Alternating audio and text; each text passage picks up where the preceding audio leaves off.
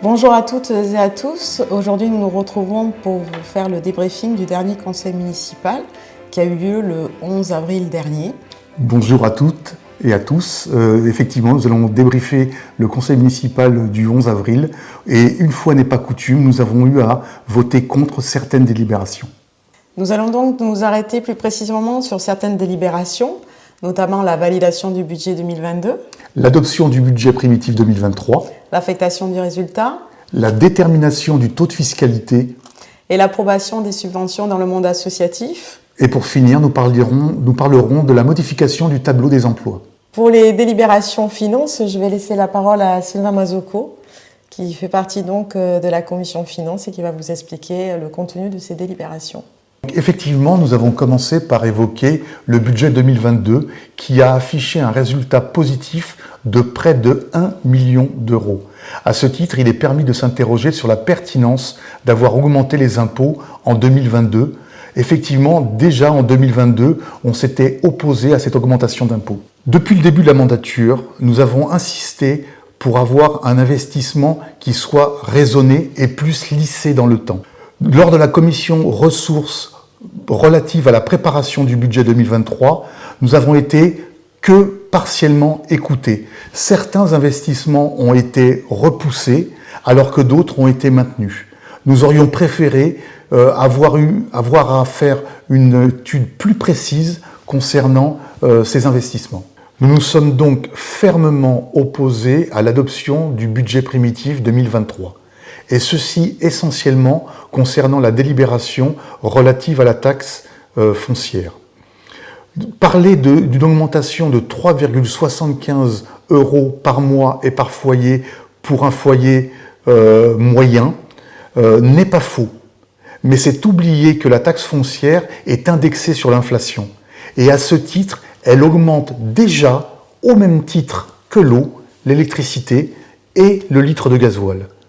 Donc, pour un foyer qui paye environ 1 000 € de taxe foncière, il verra sa taxe foncière augmenter en 2023 de quasiment 110 €. Malgré notre ferme opposition à l'augmentation de la taxe foncière, celle-ci a quand même été adoptée par la majorité. Ce que nous regrettons au regard du budget des Miocèses et des Miocais déjà largement impacté par l'inflation. Cependant, nous saluons la sagesse de la Coban, qui a décidé de ne pas augmenter la part de l'intercommunalité ainsi que la taxe sur les ordures ménagères. Pour conclure sur les délibérations sur les finances, nous avons donc voté contre le budget primitif 2023. En revanche, nous nous sommes engagés et nous avons voté pour les subventions relatives au monde associatif qui, pour nous, a beaucoup d'importance. Concernant la suite, je vais te rendre la parole, Agnès, pour parler d'un point qui nous a particulièrement touchés. Oui, ça concerne effectivement le sujet de la délibération, de la modification au tableau des emplois. Nous avions à voter pour ou contre, d'ailleurs, la suppression d'un poste de conseiller technique.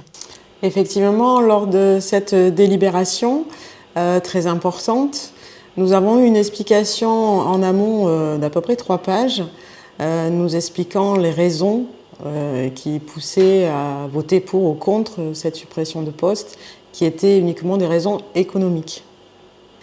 Lors de l'intervention d'un élu de la majorité, donc nous avons bien compris que c'était le poste du DGS qui était mis en cause donc, pour cette suppression de poste, DGS directement raccordé à Monsieur le maire, qui d'ailleurs nous a bien expliqué qu'il était le seul représentant hiérarchique de cet agent et que pour de plus amples renseignements, nous pourrions effectivement prendre rendez-vous avec lui ou lui demander directement en passant la porte de son bureau.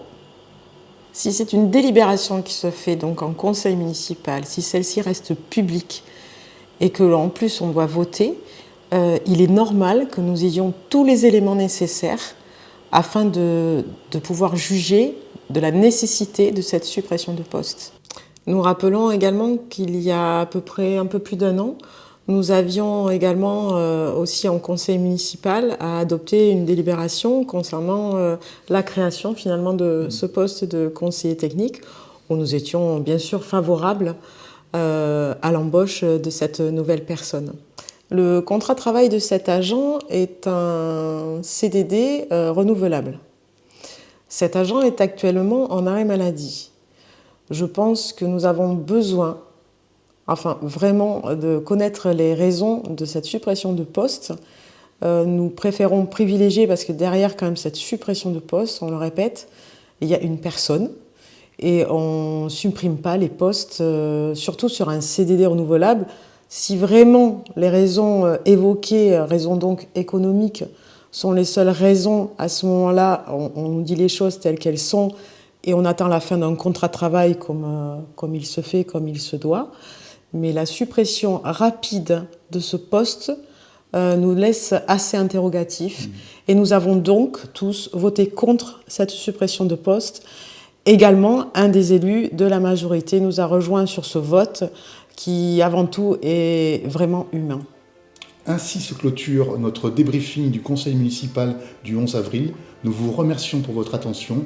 N'hésitez pas à nous contacter sur la page Myos Parlons-en ou directement par mail à myosparlonsen@gmail.com. À très bientôt. À très bientôt.